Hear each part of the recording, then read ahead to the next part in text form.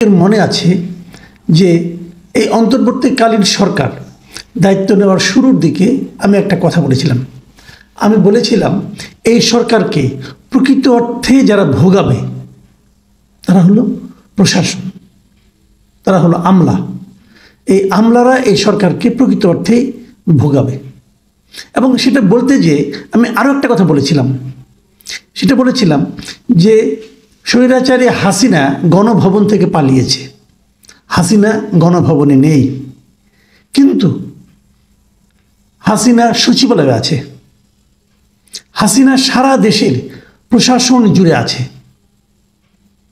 বলেছিলাম কেন? আমি বলেছিলাম এ কারণে যে হাসিনা সরকারকে যারা টিকিয়ে রেখেছিল সেই প্রশাসন কিন্তু এখনও, তখনও ছিল, এখনও আছে, বহাল তবিয়তে রয়ে গেছে। বলতে গেলে দৃশ্যত মুখ্যত যাই বলেন আপনারা, এই প্রশাসনই এখনো পর্যন্ত সরকারকে চালাচ্ছে। হাসিনা রাজধানী থেকে দেশটাকে পরিচালনা করত, নানা রকম তার দুঃশাসন পরিচালনা করত, এবং সেটা বাস্তবায়ন করতো কারা? 64 জেলার 64 ডিসি। তারা এক একজন স্বৈরাচারের মিনি সংস্করণ ছিল। দেশের প্রত্যেকটা সচিবালয়ে একজনকে সচিব ছিল, তারাও সেটাই ছিল। এবং যারা সচিব পদের নিচের দিকে ছিল তাদের মধ্যেও সেরকম একটা প্রতিযোগিতা ছিল যে কে কত হাসিনা ভক্ত হতে পারে, তার প্রতিযোগিতা। কজনকে সরানো গেছে আমি জানি না, কিন্তু তারাই এখনো প্রাধান্য বিস্তার করে গেছে। যে কথাটা বলেছিলাম তারা ভোগাবে, সেই ভোগান্তি কিন্তু শুরু হয়ে গেছে। সেই ভোগান্তির নমুনা আমরা এখন দেখতে পাচ্ছি। আমি বলছি ঘটনাগুলো যে প্রশাসনকে সংস্কার করার জন্য এই সরকার, অন্তর্বর্তীকালীন সরকার, শুরুতে একটা জনপ্রশাসন সংস্কার কমিশন করেছে। কেবল এটাই না, আরও 5টা কমিশন তারা শুরুতে যে 6টা কমিশন ছিল তার মধ্যে একটা ছিল জনপ্রশাসন সংস্কার কমিশন। এই কমিশন কিন্তু এখনও তাদের রিপোর্ট সরকারের কাছে জমা দেয়নি। তবে রিপোর্টে কি আসতে পারে না আসতে পারে এই ধরনের একটা ধারণা তারা দিয়েছে সাংবাদিকদের সঙ্গে কদিন আগে মত বিনিময় করতে যেয়ে। সেখানে দুটো বিষয়, যে দুটো বিষয় সংস্কারের মূল দুটো বিষয় নিয়ে আজকে এই আমলাদের মধ্যে একটা বিক্ষোভ দেখা গেছে। দ্বিমুখী বিক্ষোভ, দ্বিমুখীরা, আমি ত্রিমুখী বিক্ষোভ বলবো, ত্রিমুখী বিক্ষোভ দেখা গিয়েছে। এবং বিক্ষোভটা এত প্রচণ্ড আকার যে সরকার কিন্তু টলমলো করা শুরু করেছে। সিদ্ধান্তগুলি কী ছিল সেটা আমি বলি। সিম্পল 3টা সিদ্ধান্তের কথা বলি। 1 নম্বর সিদ্ধান্ত হলো, আগে ছিল যে উপসচিব পদে যখন প্রমোশনটা হতো সেই প্রমোশনে প্রশাসন ক্যাডার থেকে যেহেতু 75%, আর অন্য ক্যাডার থেকে যেহেতু 25%। এই ছিল আগের নিয়মটা। নতুন নিয়ম যেটা হচ্ছে, যেটা প্রস্তাবনা দেওয়া হয়েছে, সেটা হলো এই জায়গাটাতে প্রশাসন ক্যাডার থেকে নেওয়া হবে 50%, আর বাকি 25টা যে ক্যাডার আছে সেই বাকি 25 ক্যাডার থেকে নেওয়া হবে 50%।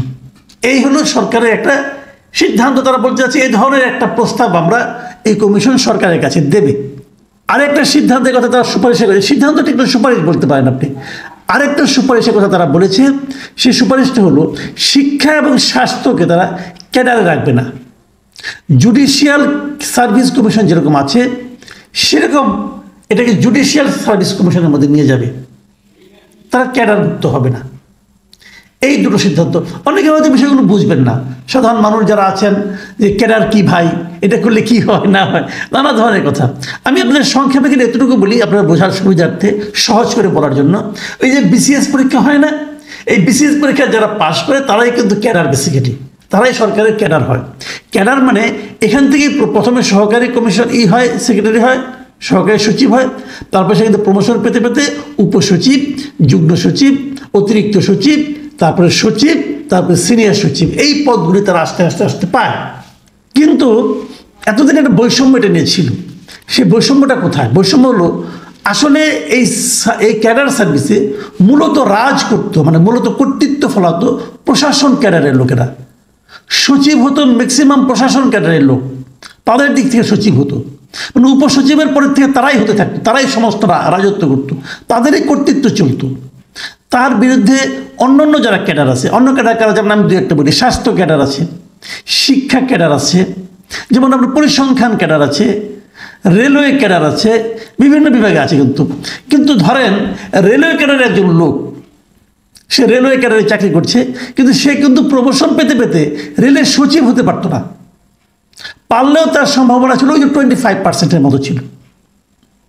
স্বাস্থ্য ক্যাডারের একটা লোক, সে কখনোই স্বাস্থ্য সচিব হওয়ার সম্ভাবনা তার থাকতো না। পরিসংখ্যান ক্যাডারের লোক, অথবা ধরেন আপনি গণপূর্তের যারা আছে এই ক্যাডারের মানে যেমন ধরেন আপনার মানে প্রকৌশল যারা আছে তারা কিন্তু গণপূর্তের সচিব হতে পারতো না। এরকম তথ্য ক্যাডার, তারা কিন্তু তথ্য মন্ত্রণালয়ের সচিব হতে পারতো না, সচিব হতো প্রশাসন ক্যাডারের লোক। মানে প্রশাসন ক্যাডারটাই সমস্ত জায়গায় দখল করেছিল। যখন নাকি সচিব পদে প্রমোশন যখন হয়, সেই প্রমোশনের জন্য যে কমিটি হতো, সেই কমিটিতে কিন্তু প্রশাসন ক্যাডারের প্রাধান্য থাকতো।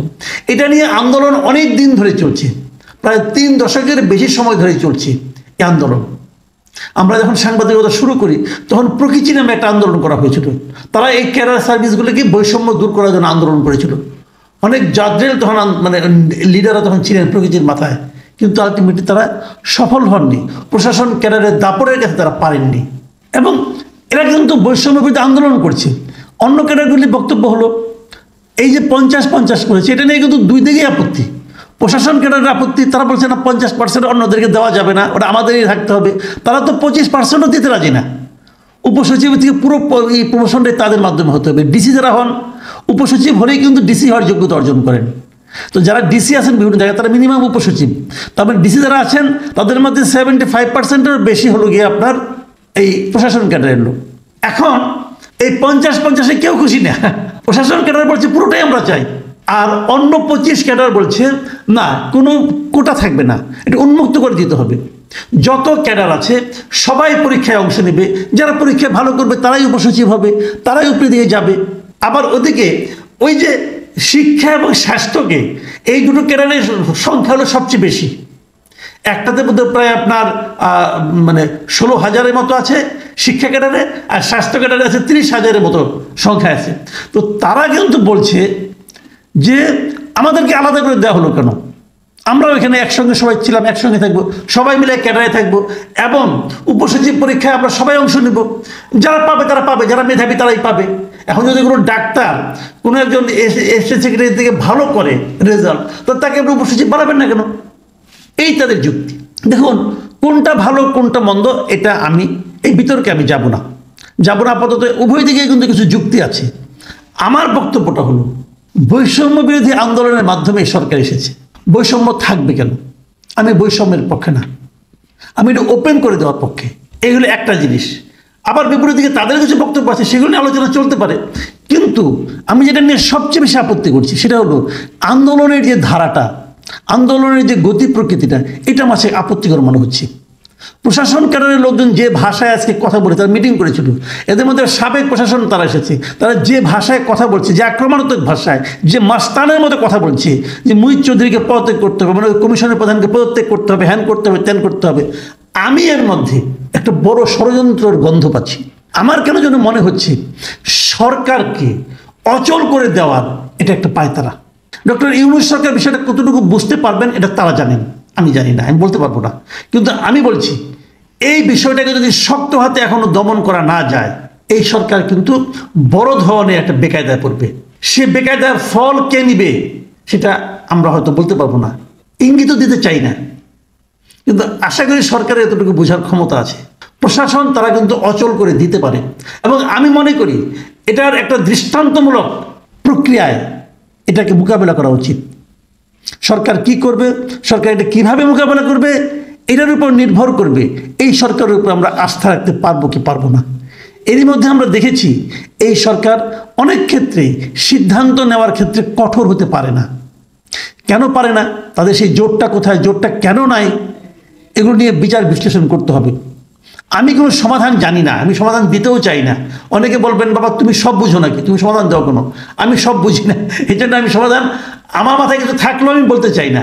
আমি কেবল এটুকু বলতে চাই, আমি যতটুকু বুঝি, আমি যতটুকু মানে ধারণা করতে পারি, তার আলোকে আমি বলতে চাই এইটাকে যদি ইমিডিয়েট দৃঢ়ভাবে এটাকে যদি হ্যান্ডেল করা না যায়, আমাদের এই ডক্টর ইউনূস সরকার একটা বড় ধরনের বিপদে পড়তে যাবে, এবং সেই বিপদ হয়তো আমরা ভাবতেও পারবো না কত বড় বিপদ হবে। প্রিয় দর্শক, আমরা কটা দিন অপেক্ষা করতে চাই, দেখতে চাই ডক্টর ইউনূস সরকার এই বিষয়টাকে কিভাবে হ্যান্ডেল করে। আমি শুরুতে যে কথাটা বলেছিলাম আবারও রিপিট করি, একটা গণ আন্দোলনের সরকার স্বৈরাচারের আমলাতন্ত্র দিয়ে চলতে পারে না। তখন এই কথাটা মানলে আজকে এই অবস্থা দেখতে হতো না। প্রিয় দর্শক, এখন এ পর্যন্ত।